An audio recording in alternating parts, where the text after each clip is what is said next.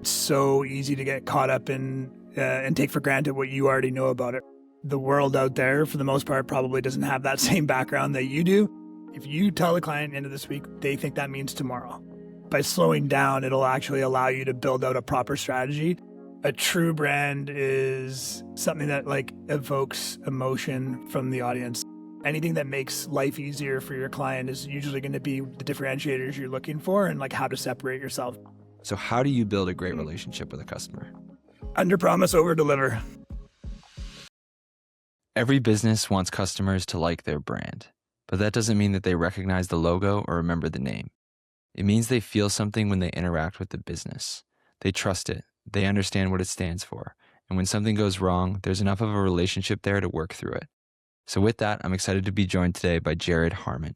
Jared is the CEO and co-founder of the One Group Agency, where he leads a full suite marketing agency that works across brand, creative, digital marketing, web, and social. In our conversation, we discuss what brand actually means, how service businesses can use relationships as a real differentiator, why clear expectations matter so much in client work, and how Jared thinks about customer service, accountability, and under-promising so you can over-deliver. If you get value from this conversation, be sure to subscribe and share it with a friend. And now here is my conversation with Jared Harman. Jared, thank you so much for doing this. Yeah, stoked to be here. Thanks for having me in. Absolutely. So Jared, I have a hypothetical for you that I would love to explore throughout our conversation today. So let's say a founder comes to you with a genuinely new and innovative idea, right? They understand why it matters. They're excited about it. They're enthusiastic, but the marketplace does not have the language to describe it yet or really understand it. People don't immediately recognize what category it's in, why it matters to them, or what they're supposed to do with this thing. So if that founder comes to you and asks you to help them launch this new idea, build the campaign around this new product or service, where would you start with that founder? I mean, the easiest first step is really answering the most important questions. And I think a big part of it can be when you launch something new or have an idea for something new. And you kind of mentioned this or touched on it, you understand it, right? So you get it, but you got to dig into your potential audience, what they look like, what form of communication is going to work best for them and why they would be interested. I mean, at this point, in the world, there's probably less and less completely new things out there. So figuring out how to, categorize and explain your product effectively is going to be the best place. But the first thing even before that is just kind of just slow down and try to pull yourself out of it a little bit, because the one thing I've learned working with multiple brands is when it's your brand or something that you're passionate about, it's so easy to get caught up in and take for granted what you already know about it, right? Whereas you've got to remember that the world out there, for the most part, probably doesn't have that same background that you do. And, pulling yourself away from the emotions and the heartstrings and all the, late nights staying up thinking about this idea or whatever you've done to really try and find ways to connect with your audience as a starting point. And by slowing down, it'll actually allow you to build out a proper strategy. Too many entrepreneurs or business owners get excited, get passionate, which is fantastic. There's nothing, I don't want to discourage that by any stretch, but they just want quick results. And usually when you do that, you end up kind of falling flat on your face a little bit. I mean, don't get me wrong, there's always anomalies and sometimes you do hit that home run, but 9 times out of 10, you're going to miss a few steps and it becomes a matter of attrition and whether you can afford to miss those steps and still carry forward. Right. Yeah, there's a learning process, right? Especially if you have something new and you've never done anything like this before, you don't have any data to look back on to say, hey, this worked, this didn't. If you're starting completely fresh, you have to expect that there's going to be a learning phase where you're going to go in, obviously fully prepared, do the work to think things through. But once you launch that first campaign, launch that first ad, whatever it may be, it may not hit as big as maybe you would have expected just because you didn't have any data, you didn't have any information that you were building on. Is just all kind of a guess. That makes sense. So you really zeroed in on okay, you need to understand the customer and put yourself in your customer's shoes, your potential customer's shoes. What would they say about the product, right? Don't use your jargon, right? You've been in the business. You're the person that built this thing. You understand it extremely well, obviously. We need to understand that we're talking to people who don't understand it. Is that right? Yeah, exactly. And I think you've got to be open-minded to the fact that, when you're building your brand, just because you think it should be X, the audience that you're trying to appeal to thinks it should be Y. I think a lot of people can get offended by that, unintentionally or disappointed, maybe a better word. But when you're trying to build a business, you want to make it appealing, right? So just because you think it should be called, Ian's Pizzas, the Ian's Pizzas might not mean anything to the people who want to buy the pizza, right? So you've got to be open-minded to ideas. I think in marketing in general, to be an effective marketer and really understand brands, like you have to accept the fact that you are just one part of the target audience. And in some cases, you might not be part of the target audience at all. Like just because you have an idea, it doesn't mean that you're part of that audience, right? So that can be a bit of an uphill climb for people to get over, and again, can delay things sometimes. Yeah. I'm going to put you on the spot here. But how would you define brand? Like, what is brand in your mind? To me, a true brand is something that like evokes emotion from the audience, like and establishes a connection, right? It's not just the name or the logo. Those all play a part of it, but it's kind of that feeling you get. Like, I mean, it's such an easy example to use, but I always use it like Nike, right? Like Nike's brand is just so strong that you can watch a million Nike commercials and not ever be totally clear as to what they're trying to sell you. Like, I mean, don't get me wrong, they're selling you stuff for sure, but like, like a perfect example, I don't know if you're a basketball guy or not, but like with San Antonio going to the finals, they've been running all these Wembanyama ads and like, there's no product. I mean, there's subtle product placement and those types of things, right? But it's all just built to evoke emotion, right? And make you feel a connection to their product so that you go like, yeah, like I want those shoes or I want those shorts or whatever it is that they're selling you without knowing. Mm-hmm. Yeah, it's the things your customers say about your business, right? It's that feeling, that emotion that is evoked within your business or about your business in your customers. It's like the personality of your business. Yeah, it's brand is one of those ethereal concepts that can be hard to kind of put your finger on sometimes. Yeah, it's like life, right? Like everybody wants to be liked. Well, maybe not everybody, but most people want to be liked. It's the same thing. You want people to see your brand and be like, yeah, I like those guys, right? And like, and I want to support those guys. And at like the grassroots of it, like, yeah, like I like buying their product, and like I don't care how much money it is because I like what they're about, right? And so the logistical elements of that brand, such as the logo, the name, like font types, whatever, those become supporting structure to that feeling, in my opinion, right? Like those are the things that create that recognition about the feelings, right? Yeah, absolutely. So when you're going through this brand planning or campaign planning process with your clients, what are the things that you're looking for? Like kind of what are those questions you're asking, the things that you're finding that would inform the decisions that you're making about a business's brand? Like if somebody was listening to this today, obviously first option is go get in touch with Jared Harman and his team to get help with your brand. But if somebody wanted 100%. To just consider this on their own, like what kind of questions would they ask themselves? What would you encourage them to go out and explore and to find the information needed to inform the decisions that they're making about their brand? I think it's simple, actually. I think it's what's the differentiator? We always ask our clients that, like why your product? And again, like I can't think of a ton of examples, if any, where somebody has put something in front of me that I haven't seen some version of before, which isn't a bad thing. I mean, it's 2026. Like, I mean, it's not like we're reinventing the wheel anymore, right? So, and even when you look at, like things like AI, which is like new technology, there's a million different platforms, a million different options. Like it all comes out, in bulk, it seems like. So I think it's like, well, what is going to make your product, service, whatever it is, different? Like, and it doesn't have to be, super elaborate. I think people sometimes will overthink that part of it as well. Like, but it could just be simple as price point, right? Like, okay, like we're cheaper. Cool. That's a great, for most people, that's the best differentiator, right? Like yeah. I can get these same shoes for $50 or for $100. Well, it's pretty easy, right? And so like it becomes a real simple equation as to what you're going to promote and sell. But, beyond cost, obviously product quality, anything that makes life easier for your client is usually going to be the differentiators you're looking for and like how to separate yourself. But that's, again, I think, you see some people when they're building something, they'll say like, oh, like, mine's is better. Like that's not good enough. Right. And like, it's really kind of hyper analyzing, and again, not being afraid to like run tests to see like what people think and identify those things that resonate with potential audience or potential customers. Yeah.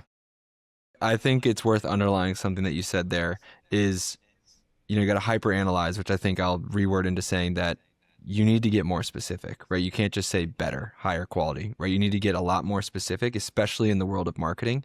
You need to get more specific. And if you can, get more specific in a way where you're using your customers and your buyers' language. Would you agree? Yeah, I think that is where you can get pretty like micro about it though, because unless you have a really niche brand or niche product or service, like, like ideally, if you really want to be successful, you're building something that could appeal to a larger spectrum of people. So now you've got to you've either got to find a way to, communicate that messaging to everybody, which is hard to do until you've built that brand, or to, attack the smaller markets that are there.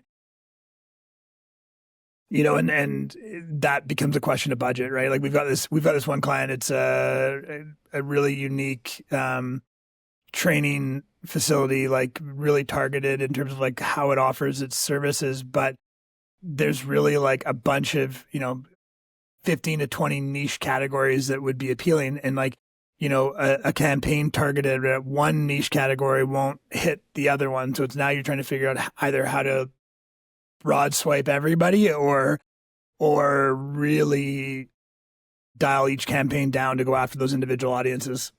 Is there a better option there in your mind? Is it like one broad campaign that could resonate and hit all 15 of those micro niches? Or is it you create a new tailored campaign for each micro niche? Like obviously there's trade-offs. If you're coming up with a new campaign or you're tailoring the campaign to each micro audience, it's going to be a lot more work, a lot more effort.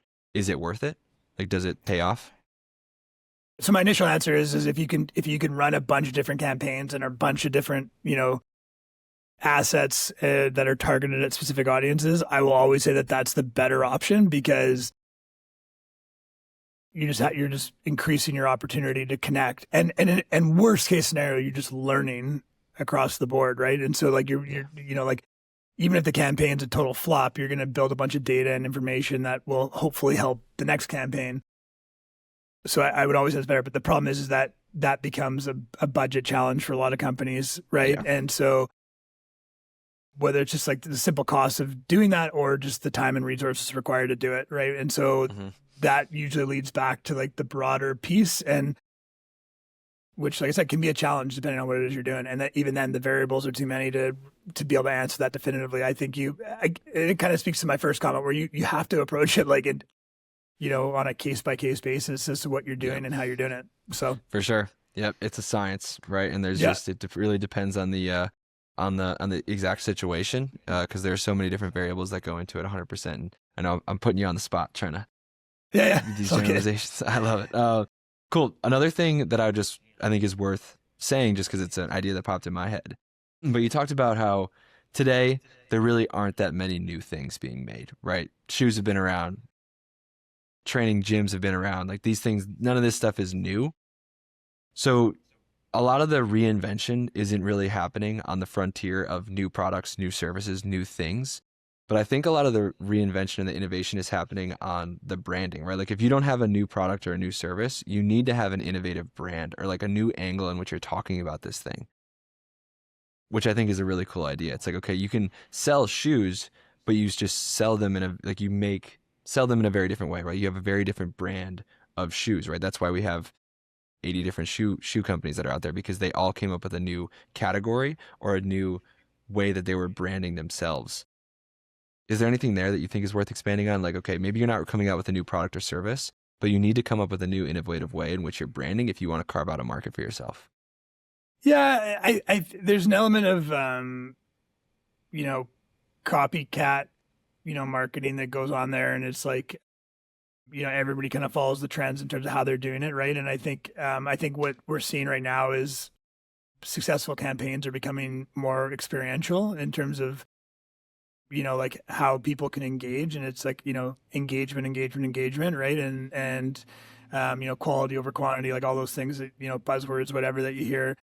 I think if you were to go back 60 years, 100 years, whatever it was, when like, TV ads started or whatever it was, like I think you'll see that like that's really just the product of like a constant development of like, you ever watch Mad Men, and like, the ideas where, they're always trying to come up with new kind of ideas to promote products. And like, I think that's just the net result of people always trying to find that edge or that push, right? Like, what if I do it this way? Like, I don't think that that's so much a matter of like effective versus ineffective. I think it's just trying to find ways to better engage with their audience. And the one thing I'll say too is that which is maybe less that, but the result of that is one more so than ever. Like when I first got into marketing and sales in my early 20s, like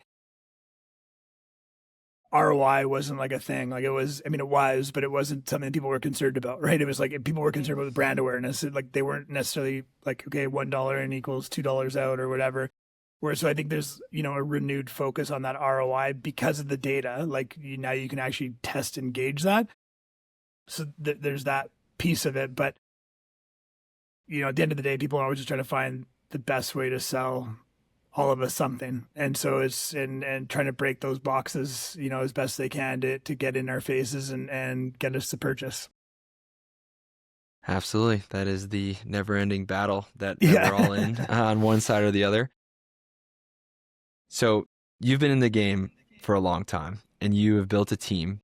And as a leader of a team, every leader has like these things that they repeat all the time. Like it feels like they repeat them all the time. They just kind of say the same things. Like you build up these principles where it's like, simple scales or like whatever, like little principles like that. So I feel like you strike me as a guy who might have some of these principles and things that you've learned, these fundamental things about marketing, about branding, about the services that you deliver to your clients that you maybe repeat often. Is there anything there that comes? It's just like, these are the fundamental principles and things that I've learned. I'm always driving the team towards these things, like you find yourself repeating often?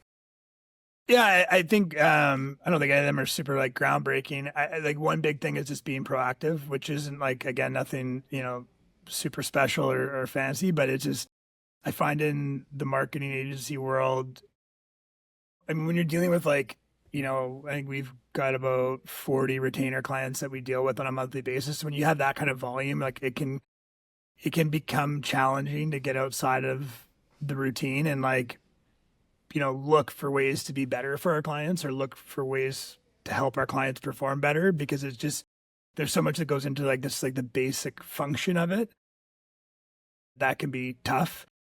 So I'm always pushing the team to try and make sure that they find time to analyze what we're doing, how we're doing it, and see if we can find ways to outperform the previous month. Now, I mean, in some cases, like, we are doing all the right things and a good job, but I think, as like the world of digital media, like it changes like daily. So if you're just sitting on it, resting your laurels, you're kind of getting left behind, and that's a really bad look for a marketing agency. So, and then the other one is just, I mean, like I've always really, really pushed this customer service and like kind of that old school face-to-face approach. Like for me, I've always kind of joked, I've never believed I'm the smartest guy in the room. And so what's helped me have whatever success I've had is just by having good relationships and establishing a good network of people that I can, not just from like a client standpoint, just from like a relationship standpoint, from a resourcing end of things. And like, knowing that there's people I can call to bounce things off of and run ideas by and all that kind of thing, right? I think that goes a long way. And I do think, not to overgeneralize, like that younger generation has lost sight of that a little bit, like relative to what it was like, in my teens and 20s. And so, Yeah. I mean, there's something to, like, I kind of grew up in this younger generation and I've struggled with it myself. Like I find a really hard time asking for help. Right. And I can blame all these other things that are out there. Right. It's like, oh, social media makes it feel like, you're consuming content and all you see are people who have it all figured out. So, you feel like you need to pretend like you have it all figured out. I think that's probably really overthinking it and overdoing it. I don't know. I think it's probably a case by case, person by person basis, but I have a really hard time asking for help. And I think that maybe there is something there, right? Like you talked about the humility that you have. I feel like for us, like in our younger generation, we were supposed to put on this face of having it all figured out, our whole lives. Like with social media, it's like, okay, no, I'm doing great. What are you talking about? There's nothing that I'm struggling with, right? So it's harder for us to ask for help, maybe. That's my personal experience. It's something that I'm really trying to get intentional about, is being okay with not having it all figured out. Yeah, I mean, I completely agree with that. I mean, it's definitely, I mean, it's a people's acceptance for that side of things. It's funny that you say that because I would say that not having it all figured out, there's way greater acceptance for not having it figured out than there ever used to be. But going back to the customer service side of things, like I used to joke, when I was younger and I first started, I was a marketing and sales director for a hockey team, and the clients I kept forever were the ones that knew me personally because they didn't, even though they might not want to buy that rink board or buy that ad, they didn't want to upset me or like leave, like they knew me enough that they didn't want to be like, yeah, I'm not going to renew this year. Whereas, when you don't have those relationships and you're just a transaction, and it's so much easier to be like, yeah, you know what, like we're going to cut our services this month, right? And I think, like that's not going to work for every business, obviously, like especially retail or, anything that is, super transactional, but anything service based, like you want to give them a reason to stay with you. And again, it comes back to, there's a million different marketing agencies out there and, or mortgage brokers or realtors, like, the list goes on. What's going to make those people want to work with me or with my team? And it's, and not just like, fire us if something goes wrong or whatever, right? Like Yep. you need that relationship. And I think that's such a lost art, right? Absolutely. Yeah. And I think I maybe misinterpreted what you were saying earlier, and I kind of went on this whole tangent about me not being able to ask for help. Yeah. But yeah, the relationship thing is another big part of it, right? Like we have kind of lost the value of the relationship, right? And what intentionally building a relationship and really just giving a shit about the other person kind of looks like, which is sad, but it creates a huge opportunity for the people that are focused on that.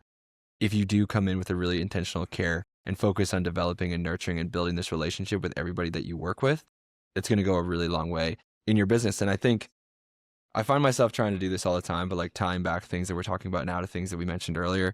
I don't know what that is about me, but anyways, you talked about, okay, branding is kind of that, like if we could redefine branding as like the relationship that your customer has with your business or the relationship that you have with your customer, which might be a little bit of a stretch. In the service business, right, you talked about all these, there's so many different marketing agencies, there's so many different realtors, there's so many different mortgage brokers, right? There's the way that you can differentiate yourself, like the main differentiator could be the relationships that you have with your customers, right? Like why would they choose you over another marketing agency or over another realtor or over another mortgage broker is because of the relationship that they have with you, right? As the person. So really, Yeah.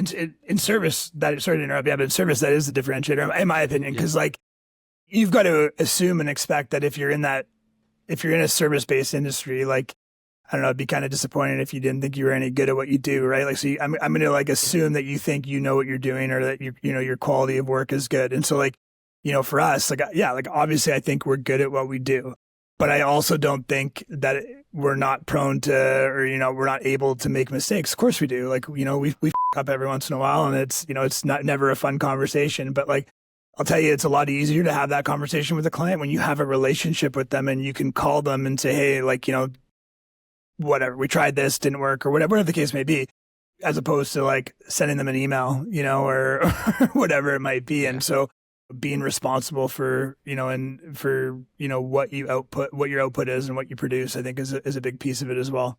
Like, yeah. I worked in restaurants for a long time. And like, I swear, like when, growing up in restaurants, if it didn't matter if you thought the person pulled that hair out of their head and stuck it in their dish, they weren't paying for that dish, right? And I feel like that doesn't happen anymore either. Like a really like micro example of that kind of stuff. But I think, like, I feel like, no, it's not our fault. Like, yeah, like hair's good. People in like restaurants now are like, well, yeah, like that kind of stuff's gonna happen. So you just got to deal with it, right? And the customer service, customer always right kind of mentality is just doesn't seem to be as prevalent as it used to be. Yeah. I think just to ask a very similar question a different way where you might repeat yourself a little bit, but so you mentioned that when you have those strong relationships with your customers, it makes everything else easier, right? It makes it easier for you to admit your mistakes, just to have that conversation with them. They're going to stay with you longer if you have that great relationship. So how do you build a great relationship with a customer? I think honestly, it's kind of cheesy, but just listening, and like understanding what it is they're after and what they want.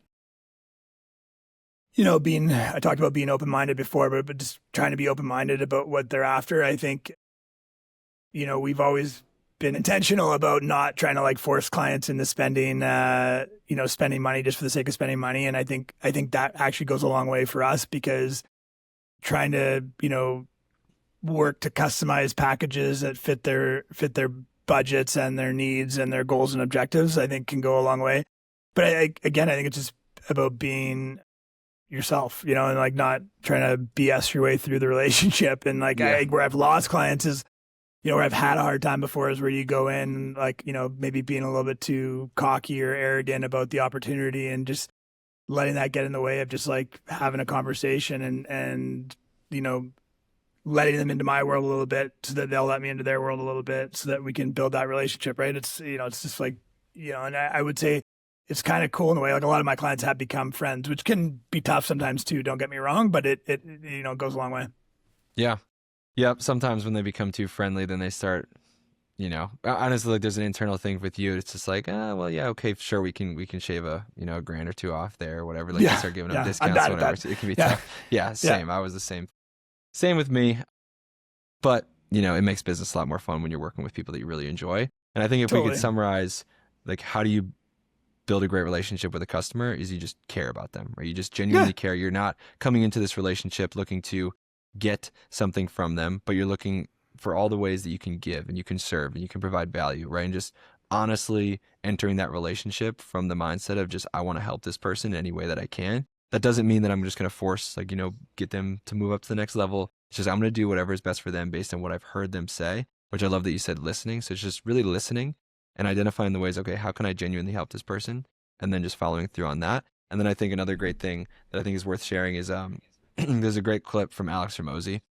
Creating satisfied customers just all comes down to meeting expectations, right? Because all frustrations stem from unmet expectations. So all you have to do is just set really clear expectations, meet expectations, set expectations, meet expectations, right? And that's a whole nother tangent and diatribe that we could go on about, like the importance of onboarding, because onboarding a new customer is where you have the opportunity to set really clear expectations that you can then follow through and just check the boxes as you go through the service journey. Communicating those expectations too effectively, right? Like I think that's a big thing as well. Like, I literally just came from a meeting with our team about that, right? I think to the customer service end, like we've always been not the greatest at establishing boundaries when it comes to revisions and things like that on content we create, because I don't know, like I don't want to say no, like it's like, oh, like we're trying to help. And like I will say, and it's like such an obvious thing to say, but I do think our whole team genuinely cares about our clients' success.